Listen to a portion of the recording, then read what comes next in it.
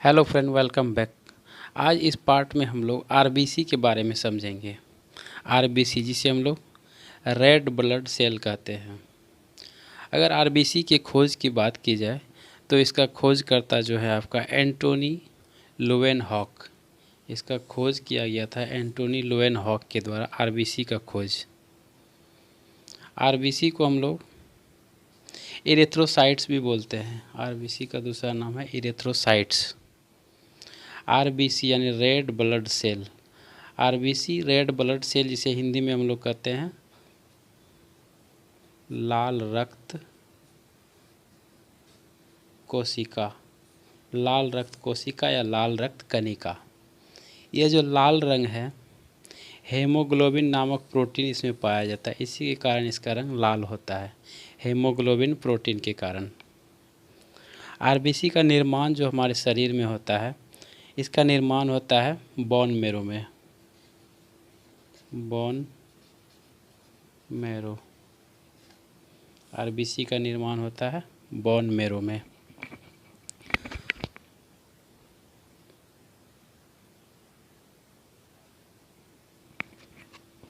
Bone marrow यानी अस्थि मज्जा, इसे हिंदी में बोल सकते हैं हम लोग अस्थि मज्जा।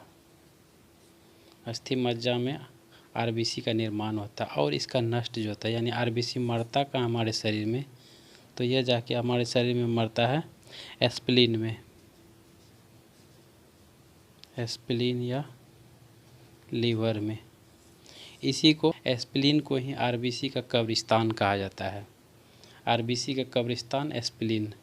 और आरबीसी का जो जीवन काल होता है वो 20 to 120 डेज, यानी 20 से 120 दिन तक यह जिंदा रहता है। एम्ब्रियो स्टेज यानी भ्रूण काल में, जब एक बच्चा का जन्म नहीं होता है, माता के जब वो गर्भ में होता है, उस टाइम में उसमें रक्त का जो निर्माण होता है आपका, वो एस्प्लीन में ही होता है, एस्प्लीन में। जबकि जन्म के बाद यह जगह चेंज होकर आ जाता है आपका बोन मैरो में। जन्म के बाद यानी जब वो बड़ा होता है तो आरबीसी का निर्माण उसके बोन मैरो में होता है, लेकिन जन्म से पहले एम्ब्रियो स्टेज में आरबीसी का निर्माण एस्प्लीन में ही होता है, जबकि एडल्ट में एस्प्लीन में आरबीसी का नष्ट होता है। Bone marrow. अब जो बात है कि बोन मैरो में जहाँ हमारा आरबीसी का निर्माण होता है वो हमारे शरीर के किस पार्ट में रहता है, वो रहता है हमारा फीमर में, जो हमारे शरीर का सबसे बड़ी हड्डी कहलाता है, जो होता है जांघ का हड्डी, थाई में होता है, थाई में रहता है। उसी में आरबीसी का निर्माण होता है। जैसे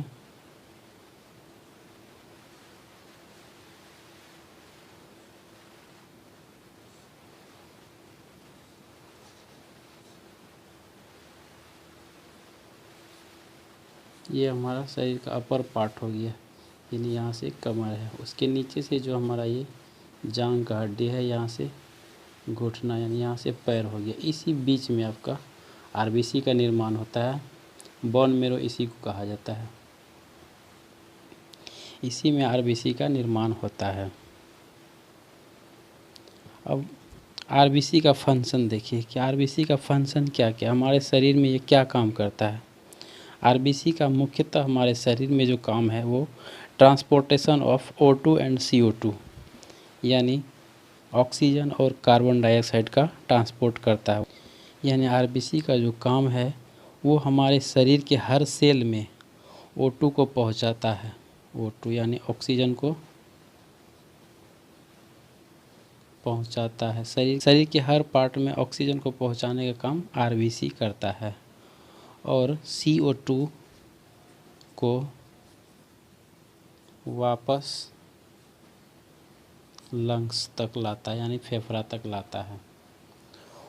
O2 को हमारे शरीर के हर एक कोशिका में पहुंचाने का काम आरबीसी करता है।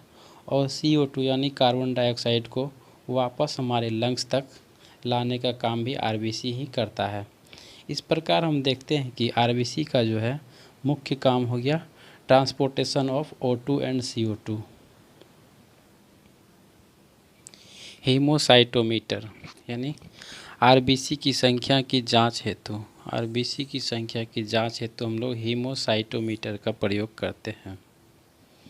आरबीसी जो है, जब हम सो रहे होते हैं यानी सोते वक्त हमारे शरीर में आरबीसी 5% कम हो जाता है, 5% डिक्रीज। और जब हम ऊंचाई वाले स्थान पर रह रहे होते हैं यानी अगर 4200 मीटर की ऊंचाई पर हैं तो हमारे शरीर में आरबीसी की वृद्धि 30% हो जाती है, 30% इंक्रीज हो जाता है जब हम ऊंचाई पर होते हैं। इसीलिए जब कभी हम ऊंचाई पर चढ़ रहे होते हैं तो हमारे सांस की गति कुछ तेज़ हो जाती है। अब बात है आरबीसी को हम लोग अपने शरीर में बैलेंस किस प्रकार रखें, यानी यह ज़्यादा ना बढ़े ना ज़्यादा घटे। तो इसे बैलेंस रखने के लिए हम लोग पालक, पत्तेदार एवं हरी सब्जी का प्रयोग कर सकते हैं एवं कुछ सूखे फल जैसे किशमिश वगैरह का प्रयोग कर सकते हैं। इनके प्रयोग से हमारे शरीर में आरबीसी को बैलेंस रखा जा सकता है। तो ये था आरबीसी के संबंध में कुछ जानकारियाँ। मिलते हैं हम लोग फिर नेक्स्ट वीडियो में।